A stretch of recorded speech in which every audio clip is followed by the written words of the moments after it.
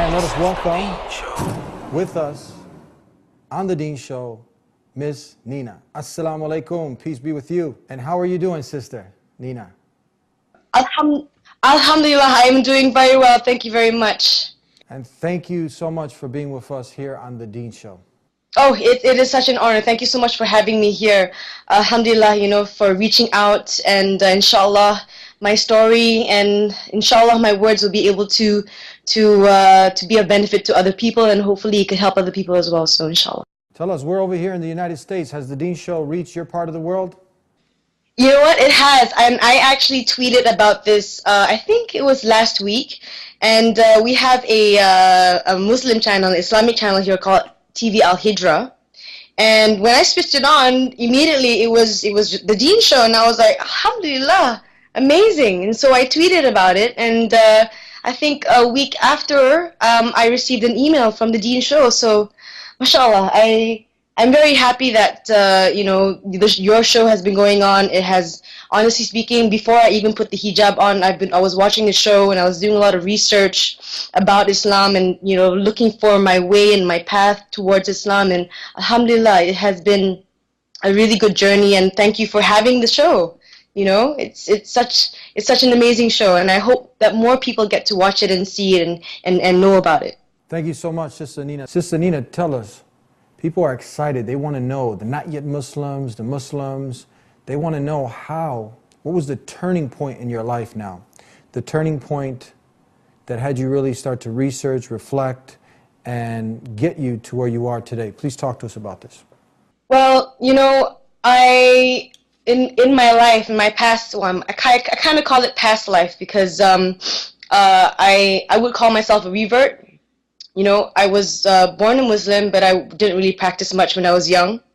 And I think through the years, as you know, I was an artist. I was a pop artist. I was a rapper. I did a lot of things on stage and all that. So anyway, that's the past life. And what really led me towards Islam and towards looking for knowledge really was, I felt like I had something that was missing inside of me. I was searching and reaching for goals of the dunya, and I didn't realize that it was just leading me to nowhere. And I think, my brother passed away a few years ago, and that was probably one of the turning points that I had in my life, which kind of pushed me towards really understanding more about my deen, and that actually pushed me to actually start praying salat a few times a day. Once a day. First I started with once a day. Then after that, alhamdulillah, I met my husband, and he prays 5 times a day. He's a good Muslim, alhamdulillah, and he taught me to pray 5 times a day, and he taught me to slowly try to read the Quran. And then from there, my mom and dad, alhamdulillah, they're really supportive of me.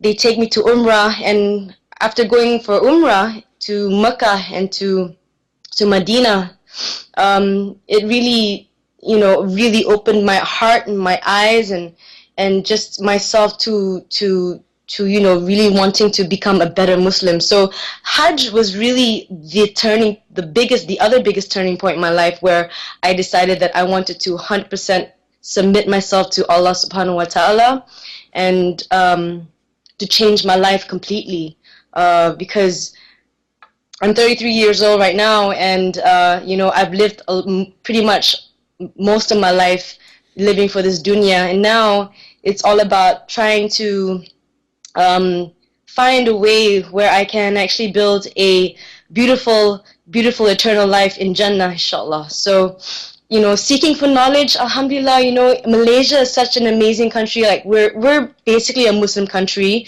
but we do respect other religions as well. We have Christianity, we have Buddhism, we have Hinduism, and all that. Alhamdulillah, we live here in peace. But I'm so happy that our government does support a lot of classes and Islamic classes that go on. We have Islamic universities here as well, alhamdulillah. So actually, it's only been about 5 to 6 months since I've done my Hajj, and that was the time I decided to keep on my hijab. These past 6 months has been amazing. Alhamdulillah, I've been able to actually go out and meet, not say meet, but actually go out and listen to a lot of amazing scholars that have come to Malaysia, like Mufti Menk, Numan Ali Khan, Sheikh Kamal, Sheikh Saad, Sheikh Walid, and alhamdulillah, it's may Allah grant them the highest levels of Jannah, and for everybody that teaches our deen the right way of the Sunnah and from the Quran and from Sahabat. It's just seeking for knowledge for me is I'm a student of knowledge now, so that's my goal in life, inshallah. So yeah. Nina, tell us, you mentioned your brother who had passed away. Tell us a little bit about him, please.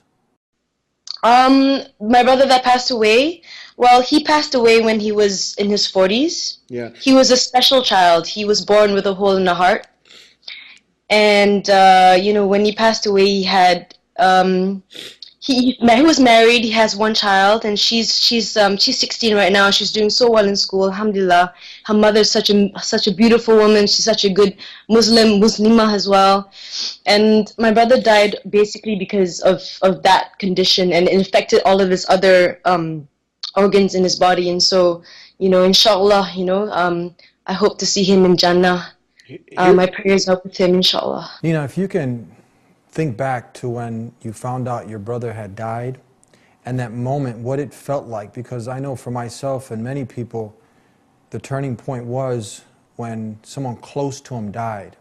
And you really start to really reflect, ponder, and think about that moment of death, that you'll be away from all your loved ones will be away from you, you're in the grave, the money can't save you, nothing, all the wealth you've amassed, that stays behind, you can't take it with you, and the reality kicks in, death, I'm really gonna die.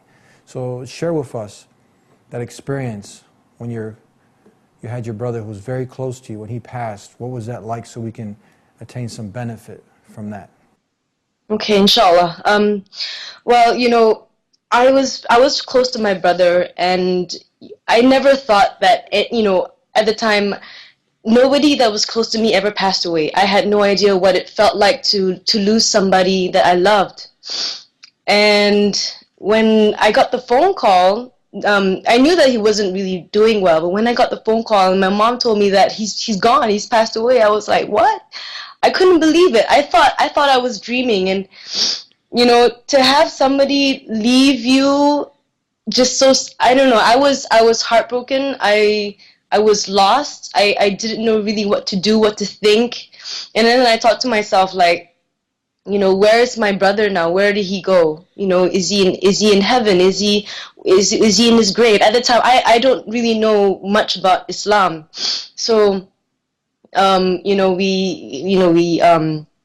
we said our prayers. We cleaned him as we do, and then buried him, and then said all the prayers and everything. And then, that at that point, I took a look at my life, and I really kind of tried to see, honestly, I knew at the time that I took my life for granted. I took the people around me for granted, my family, especially my parents and my brother who left me, and I didn't even have time to even talk to him as much as I wanted to. And so, yeah, it's, I believe that if Allah takes something away from you that you love, He's really, Allah loves us because He's testing us. And so, that was unfortunately, it was my push towards the deen. Unfortunately, my brother had to go, but, inshallah, I'll see him in Jannah again. But that's the thing. The thing about death is, I actually asked myself this question a couple of months back when I went for this course called Heart Therapy. And, there was a question that was asked, are you ready to die? If you died tomorrow, what would you do this next 24 hours? And would you be ready to meet Allah subhanahu wa ta'ala? And, if I asked my question back then, of course not. Who's ready to die? I mean, who wants to die? But this question is so important, like you were saying. It reminds us of reality, and it reminds us that yes, there is going to be a heaven and a hell. And it also reminds us that we need to, start looking hard at our lives and seeing whether we're doing the right things that we need to do to be able to get to Jannah, and at the same time to face Allah subhanahu wa ta'ala on the day of Akhirat. Because I know that my brother is in the grave right now, and I pray to Allah that He protects him in the grave from any torture or torment. And inshallah, Allah will have mercy on his soul. And may Allah have mercy on all of our souls. Ameen. That's right. May the Creator of the heavens and earth have mercy on your brother, have mercy on all those who strive to please their Creator before they meet their Creator. And may He guide us all to the truth, the way that's pleasing to Him. Now tell us also, you mentioned that you had started praying one time a day, twice, 3 times. Finally, you got up to 5 times a day. Then you started wearing the hijab. Tell us how you made this wonderful progress. Yes, that was pretty much the way that I kind of found my way towards learning about it more and understanding about it more and believing in it more. In actual fact, praying once a day was, for me at the beginning, was kind of hard, but alhamdulillah, because my husband helped me out so much with this, alhamdulillah, from once, twice to 3 times a day, coming back from Hajj, alhamdulillah, I pray 5 times a day, every day. And I think salah, praying, is one of the most fundamental things, is the most important thing to actually pull ourselves towards Allah subhanahu wa ta'ala. I feel that every time that we pray, we are actually calling Allah, and we're connecting with Him in such a direct way, and that is our source to Allah subhanahu wa ta'ala. Our du'as, our wishes. That's the time when we really connect with Him. So I believe that anyone who starts praying, inshallah, they will get to know more about Islam and to go deeper and want to go deeper and know about the knowledge and the deen. And so yes, I alhamdulillah for salah and yeah. My next question I have, Sister Nina, is the Hajj. We know that Islam, submission to the will of the Creator, not the creation, based on 5 pillars. One, that you testify there's nothing worthy of worship except the Creator, not the creation, and Muhammad, peace be upon him, is the last and final messenger, and that would include Jesus, Moses, and all the preceding messenger. Pray 5 times a day. Give the poor due, the charity, the zakat, fasting during the month of Ramadan, and the Hajj. Let's get into the Hajj. When you went to Hajj, you mentioned that this was the turning point in your life. This is where you wanted to really take this for real. Tell us about this. Okay, well, before I went to Hajj, the last 3 or 4, 5 years of my life before Hajj, I was a solo artist, and I had a couple of albums out. I did a few songs with a few artists from around the world and all that. And so when my mom asked me to go to Hajj the first time a few years ago, I was like, Mom, sorry, I'm not ready yet, because I was so involved in music and the dunya and all that, so I didn't really think about it too much. But think about a year and a half ago, after I returned from Umrah with my family, she asked me again, and then I was like, I thought about it, and then I said yes. I don't know how, but I think Allah opened myself up towards, alhamdulillah, towards becoming, towards doing the Hajj, and I knew that doing the Hajj is not like, it's not, it's not for fun. I've heard of, or I've seen some people go for Hajj, they come back and not change. And what we wish for when we go for Hajj is a Haji that is maqboor, that is accepted by Allah subhanahu wa ta'ala. So, I prepared myself. I went for my Quran classes. I went for Islamic classes, and just trying to prepare myself mentally, physically, emotionally, to really try to make sure that when I get there, it's all about ibadah, it's all about worshiping Allah subhanahu wa ta'ala and learning even more. And mashallah, when I was there for Hajj last year in October 2013, it was, oh my goodness, I don't know how to explain, how to explain it in words, especially on the day of, I think it's called Wukuf, at Arafat. There's one day where all the angels come down to earth, and whoever is making dua at that time, after Zuhur until Maghrib, inshallah, the angels will carry your du'as up into heaven. And mashallah, and I could see everywhere everybody wearing ihram, and it was such a humbling experience just to be a part of this ummah, and to see that, everybody is making tawbah and repenting and asking for forgiveness. And it was, it was so moving. And alhamdulillah, I'm so happy that Allah had invited myself, and I went with my husband and my mom as well. And so, alhamdulillah, he brought us there. And when I was in Mecca, it's funny because I was watching, there's one episode where you had Numan Ali Khan on the show, and he was talking about I think a sister, she was confused about the hijab. So I was watching that, and then I was watching a few other shows as well. And then I was thinking, I said, you know what, this is it. If I'm gonna do this right, I'm gonna have to do it the right way, which is, as a Muslim, I should keep the hijab on. And if I didn't, I don't know. If I didn't go for Hajj, maybe I wouldn't be on right now. But alhamdulillah, it still is, and inshallah for forever. So I would recommend anybody who has the chance to go for Hajj, instead of taking a holiday, going to, the Bahamas, or going to, anywhere in the world, why don't you save your money and go for Hajj, because it's life-changing.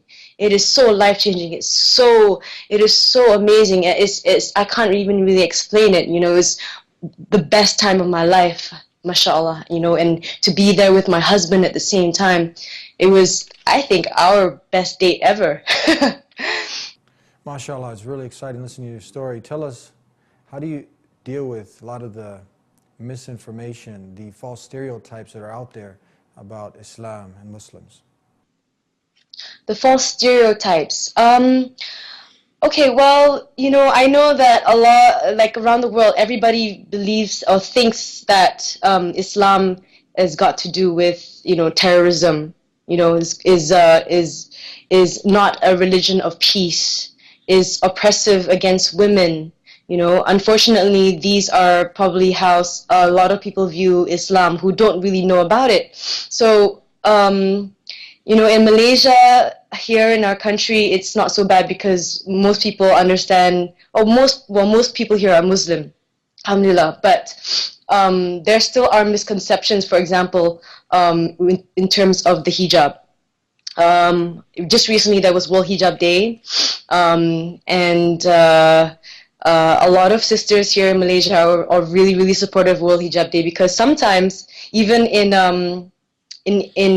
our Muslim country, we do find a little bit of discrimination against the hijab as well.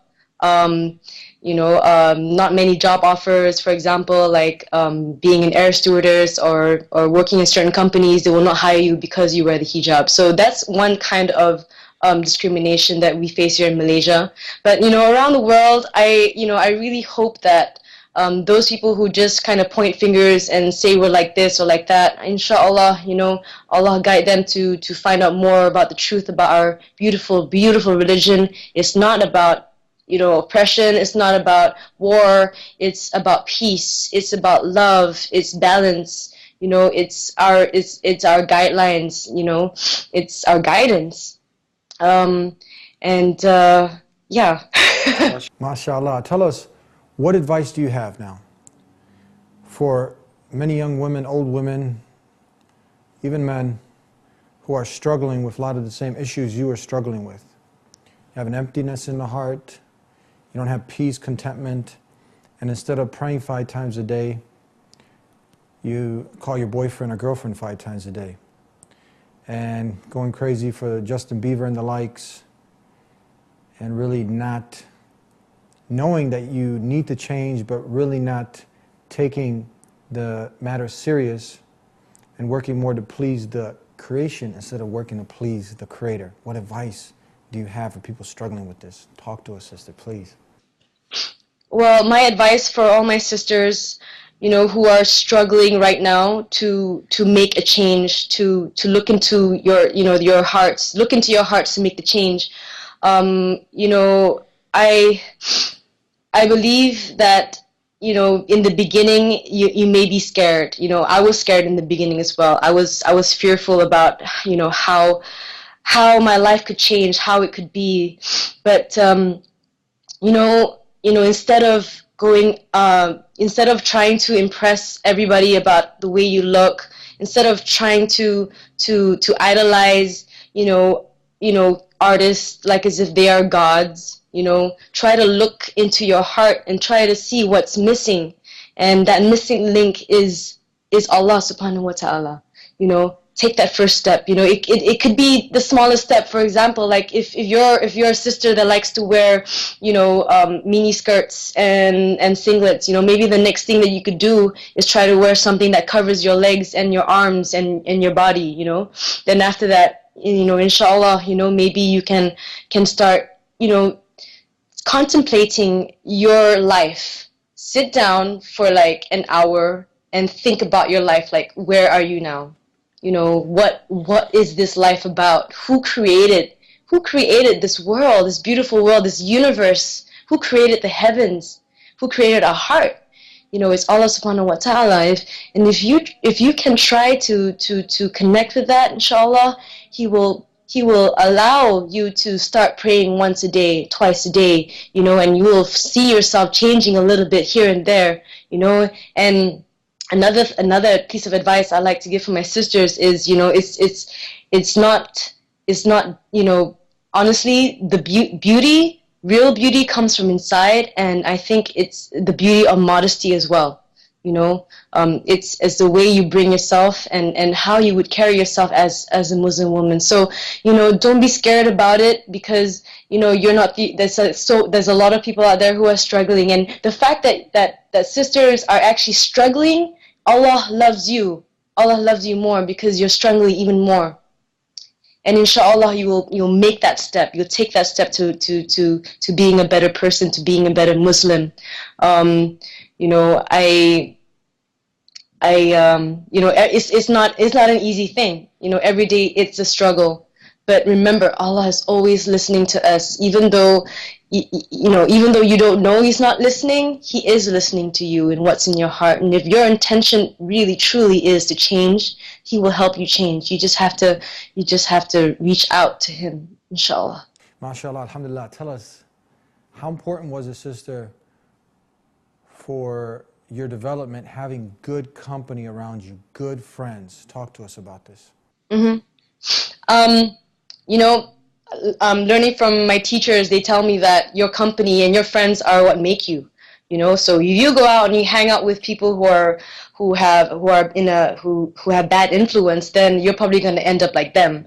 But if you hang out with people who are good, who are pious, who are righteous, who are truthful and honest, and with good character, inshallah, you will also become like that. So, who you hang out with are so important, just as important as your family. So I would definitely suggest, sisters, to make sure you hang out and you make friends with the right people. But then again, don't forget about your friends who are with you, or who, you know what I mean, like don't forget about the friends who you feel that you can pull, to the other side. Just because your friend is not of good character doesn't mean that your friend might not be in the future. So, hopefully with a sister's change, your friends will also, tag along or come along. But friends are so important. I've noticed since my change as well, I've been a lot, let's say selective, but somehow or other, like, I find myself surrounded by people that I want to be surrounded with, with sisters who are on the same page as me, and we're going out, looking for Islamic knowledge, and we meet each other for the sake of Allah subhanahu wa ta'ala to learn more. And then, I'm still friends with my other girlfriends who I've been friends with since I was a kid, and they're not wearing hijab yet, but inshallah they will be soon, since everybody around our circle is. So it's all about influence, good influence, and friends are that. Yeah. Sister, tell us, before we come to an end, about how you feel now, as opposed to how you felt back then, when you were living a life of just chasing your desires, not living a life that was pleasing to your Creator. And many people are doing that now, and they don't have that peace. And we know that people such as Justin Bieber, on Xanax, drugs, alcohol, their lives are upside down, but they have money, they have fame, but they're not happy. So you had all of that, but now you gave it up. Tell us about the feeling that you have now, that priceless feeling that people, they would spend all the money in their bank account to have, but you got it for free. Tell us about this. Okay, well, back then, I was searching for happiness in the wrong places. I was searching for happiness through my friends. I was searching for happiness through the career that I was pursuing in music, in performing. I was searching for happiness in just all of the wrong places, and it really created a feeling of restlessness, of constantly searching for something but didn't know what, and feeling depressed and lost at many times. And alhamdulillah, now that I have found Allah subhanahu wa ta'ala, I feel so, not all the time, but inshallah, I feel at peace. I know that Allah is with me subhanahu wa ta'ala, and I also feel love. I feel love is surrounding me now, as compared to before, where I was trying to search for love in the wrong places, where, our first love is Allah subhanahu wa ta'ala. And at the same time, I feel content, with my life, what Allah has given me, before this whole change. I was never really happy with what I had, even though I had everything in the world. I wasn't even wasn't even sure what it was I really wanted. But contentment, feeling the ikhlas meaning, I don't know what's the word in English. The sincerity. Sincerity. Thank you very much. Sincerity. About the things that I do, the decisions that I make. Before, like, I wouldn't even think, and I make a decision, and then I'll end up where I don't want to be. So now, Allah has given me taqwa, knowing what's right and what is right and what is wrong.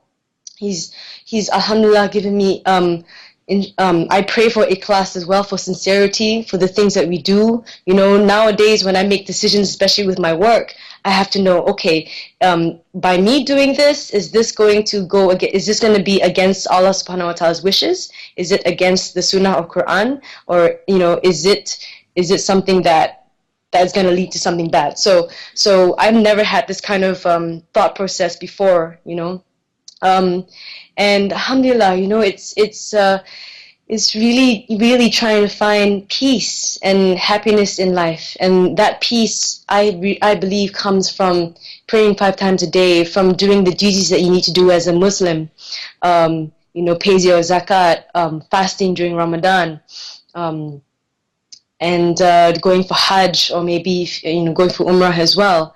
And also, building good character, making sure that you're always in check with what's going on inside of you, and making sure that your connection with Allah subhanahu wa ta'ala is always there at any given time. There are special times, I read in the book that when you make dua, that Allah will listen to you, and inshallah will accept it. So, you can make dua at any time. You're driving in the car, if you're home, Allah is everywhere. So that connection with Allah is what gives me peace. if I stopped that connection, I know that I wouldn't be around. I you know, I'd be left behind. So, you know, the key is to have that connection and to contemplate about where I am in my life with Allah subhanahu wa ta'ala. Yeah. MashaAllah. And we've come to an end. Thank you so much for being with us here on the Deen Show. May the Creator of the heavens and earth, Allah, reward you, keep you steadfast and far away from ever going back to that lifestyle. Keep you and your family blessed as He's blessed you with this guidance. It's such a gift. You can have the money, you can have the fame, but you know that Islam, submission to the will of the Creator, not the creation, is a gift. It's a priceless gift. And may the Creator keep you and keep me and keep all of us on this deen all the way to Jannah. Thank you. Assalamu alaikum. Alhamdulillah. Thank you so much, Brother Eddie, for having me on this show. Jazakallahu khair. Wa alaikum salam wa rahmatullahi wa barakatuh. Thank you so much once again. Peace be with you. Assalamu alaikum. And that was Sister Nina. She went from pop culture, icon, pop music, singing, dancing, and having that celebrity status as a very famous musician, but something was missing, and as you can hear from her story, she's happy now. She's very happy, she's doing the right thing, and many people can relate to this because many people, if not the majority, they want to be like the stars. They're reaching for the stars, and it doesn't matter what it takes. They're going through all sorts of obstacles to get that fame, to try to get that dollar, and they end up worshiping the dollar, worshiping the fame, the fashion. But our life is not just about that. It's about a more important thing. This life is short, and we're here for a short amount of time. So it's about really knowing the purpose of life, learning it, living it, and dying upon it. And you've been led here to the Deen Show today, and I hope you've gotten a benefit from this young lady's story. And we pray that the Creator continues to guide her, guide us, and keeps us steadfast. Continue to tune into the Deen Show. You can follow us on our Twitter and check us out on our Facebook if you have any suggestions or some topics that you'd like to see us cover and some feedback. And until next time, we'll see you. Until then, God willing, peace be with you.